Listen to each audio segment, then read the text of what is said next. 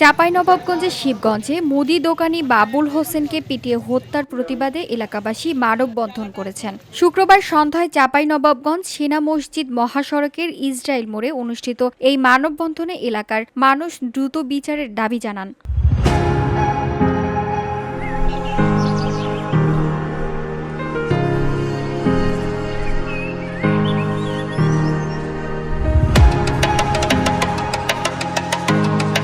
বক্তারা বলেন, একজন নিরীহ ব্যবসায়ীকে পরিকল্পিতভাবে হত্যা করা হয়েছে, কিন্তু এখন পর্যন্ত কেউ গ্রেফতার হয়নি। মানববন্ধনে উপস্থিত ছিলেন অ্যাডভোকেট মোয়াজ্জেম মেহেদী, শিবগঞ্জ বণিক সমিতির সভাপতি ইউসুফ আলী, শিবগঞ্জ পৌর মসজিদের ইমাম শামীম রাজা, বাবুল হোসেনের ছোট ভাই নজরুল ইসলাম সহ আরও অনেকে।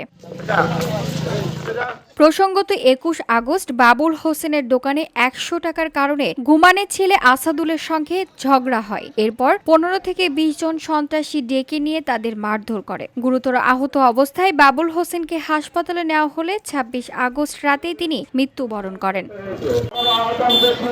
VOD Bangla news desk.